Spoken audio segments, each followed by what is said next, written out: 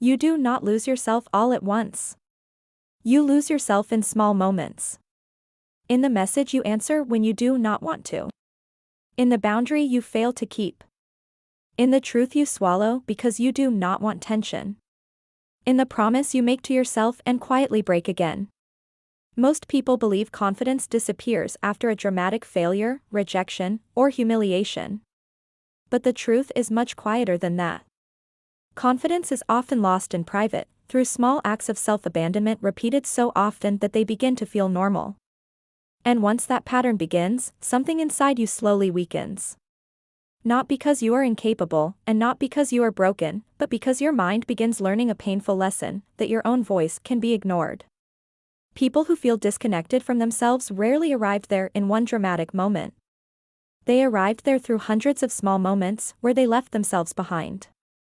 But the good news is this: if confidence can be lost in small ways, it can also be rebuilt in small ways. And the people who become strong again eventually learn something powerful. They stop abandoning themselves when it matters. Part 1: The quiet moments where it happens. Self-abandonment rarely looks dramatic. Most of the time it looks responsible. It looks cooperative. Sometimes it even looks kind. That is why so many people live with it for years without recognizing what it is doing to them. Imagine someone who is capable and thoughtful. She manages her responsibilities, shows up when people need her, and tries to be reasonable in every situation. From the outside, nothing about her life seems broken. But inside, something feels off. She says yes when she wants to say no. She agrees to plans she secretly dreads. She answers messages immediately even when she needs space. She postpones the work she knows would move her life forward. She stays quiet about things that hurt her because she does not want conflict. None of these moments seem serious enough to change a life. That is why they are so easy to ignore. But something important happens when these small moments repeat. Each time you override your own voice, your mind records it. Each time you choose comfort over truth, your mind notices. Slowly, almost invisibly, you begin teaching yourself a dangerous lesson, that your own needs come last. At first, the cost is subtle.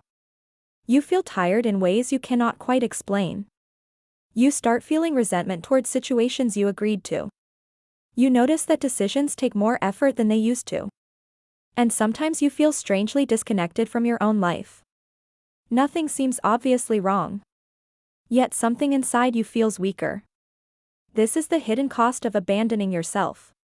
Every time you ignore what you know is right for you, the relationship you have with yourself becomes less stable. Your instincts grow quieter. Your confidence becomes uncertain. You begin doubting your own judgment because you have trained yourself not to follow it. This is why people who abandon themselves often feel two emotions at the same time: exhaustion and frustration. Exhaustion because they keep carrying responsibilities that were never truly chosen. Frustration because a part of them knows they should have spoken, acted, or stepped away much earlier. But here is the important truth. Self-respect is not lost through one dramatic mistake. It is slowly weakened through repeated moments where you ignore your own truth. And when that pattern continues long enough, a person begins living in a strange position. They appear dependable to everyone else, but inside they feel less and less connected to themselves. The quiet moments where you override your own voice may seem small, but over time they shape how you see yourself. And a person cannot build real confidence while repeatedly leaving themselves behind. Part 2: Why people quietly leave themselves behind. Most people do not abandon themselves because they are weak. They do it because they learned that keeping peace was safer than telling the truth. From a young age, many people are praised for being agreeable. They are encouraged to be helpful, understanding, flexible, and patient. These qualities are good qualities. But when they are practiced without balance, something subtle begins to happen. They slowly turn into self-erasure. The woman we imagined earlier did not decide one day to stop respecting her own voice. What happened was quieter than that. She simply kept choosing the option that created the least friction. It was easier to answer the message than explain she needed space.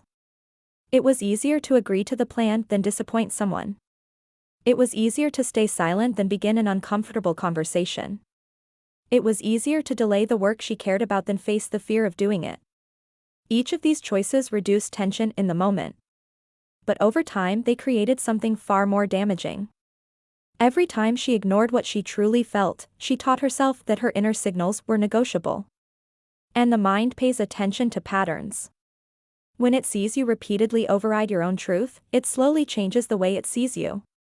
Your instincts become quieter because they expect to be ignored. Your decisions become slower because your inner voice no longer feels reliable. Your confidence becomes fragile because your actions are no longer aligned with what you know is right. This is why self-abandonment quietly weakens people. Confidence is not built by repeating encouraging words to yourself. Confidence grows when your mind sees that your actions match your inner truth. When those two things separate, something inside you becomes unstable. The woman in our example begins to feel it. She still handles her responsibilities, but something feels heavier than before. Conversations feel draining. Decisions feel confusing. Sometimes she even feels resentful, though she cannot explain exactly why. Resentment often appears when people carry responsibilities they never truly chose. But the deeper cost is not just exhaustion. The deeper cost is disconnection. The more someone abandons themselves, the less their life feels like it belongs to them. They begin living according to expectations, habits, and obligations instead of clarity. And this is where many people stay stuck. They search for motivation. They look for reassurance. They read advice hoping something will restore their confidence. But the real problem keeps repeating quietly in the background. They continue abandoning themselves in the same small moments that weakened them in the first place. Nothing changes until that pattern changes. The turning point begins when a person finally notices those moments as they happen. When they recognize the instant they are about to override their own voice. Because self-respect is rebuilt in those same moments. Not through dramatic reinvention. Not through one powerful decision. But through small choices where a person begins choosing alignment instead of avoidance. That is where strength begins returning. And the people who eventually rebuild themselves are the ones who decide that their inner voice will no longer be the easiest thing to ignore. Part 3: Rebuilding the relationship with yourself. If abandoning yourself happens in small moments, then rebuilding yourself must also happen in small moments. Many people believe they need a dramatic turning point to regain confidence. They imagine that one bold decision will suddenly change everything. But confidence rarely returns that way. Confidence returns when your mind begins seeing evidence that your actions and your truth are starting to align again. The woman we imagined earlier eventually reaches a quiet realization. Nothing in her life looks disastrous from the outside, yet she feels increasingly disconnected from herself. She begins noticing the small moments where she overrides her own voice. The message she answers even though she needs rest. The request she agrees to even though she feels resentment. The task she postpones even though she knows it matters. For the first time, instead of moving automatically, she pauses. That pause is where change begins. Because the real skill in rebuilding self-trust is learning to protect the moment where you usually abandon yourself. One simple way to remember this is through what we can call the STAND method. The first step is spot the moment. Notice when you are about to override your own truth. This moment often arrives quietly. It appears as a small hesitation in your mind, a brief signal that something does not feel right. Most people ignored that signal. Rebuilding yourself begins when you start noticing it. The second step is tell the truth to yourself. Before reacting automatically, ask a simple question: what do I actually feel right now? Not what others expect, not what seems easiest, but what is honest for me in this moment. The third step is act in alignment. This does not require a dramatic move. Sometimes it simply means saying no. Sometimes it means asking for time. Sometimes it means choosing the task you have been avoiding instead of distracting yourself again. The action may be small, but its effect is powerful. The fourth step is notice the difference. Pay attention to how it feels when you follow your own voice instead of overriding it. Something subtle begins returning. A sense of clarity. A sense of steadiness.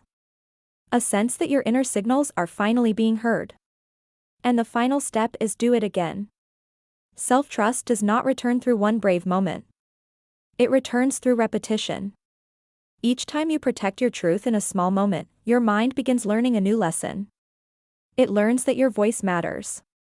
Over time, these small decisions begin reshaping how you see yourself. The woman who once felt constantly drained begins noticing something different. Her choices feel clearer. Her energy feels more stable. The quiet resentment that once followed her decisions starts fading. Not because her life suddenly became perfect, but because she stopped leaving herself behind. This is how confidence is rebuilt. Not through sudden transformation, but through daily alignment between what you know and what you choose. And the people who become truly steady in life eventually learn this powerful rule. The relationship you build with yourself is shaped by the moments where you choose not to abandon your own truth. Most people spend years trying to rebuild confidence without realizing where it was lost. They look for motivation, reassurance, or the right advice, hoping something will finally make them feel strong again. But the truth is much simpler than that. Confidence was not taken from you. It was slowly given away in the moments where you stopped listening to yourself. In the times you stayed quiet when something mattered. In the times you agreed when you meant to decline.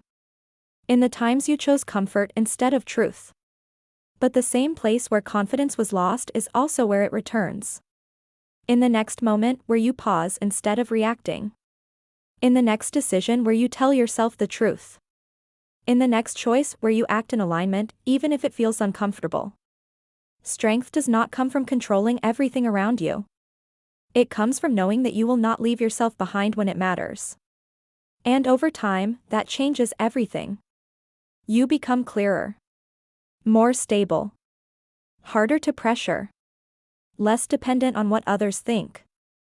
Not because life becomes easier, but because you become more reliable to yourself. So ask yourself this honestly. Where have I been leaving myself behind? And what is one small moment today where I can choose differently? Because the people who build strong lives are not the ones who never struggle. They are the ones who stop abandoning themselves, even in the smallest moments.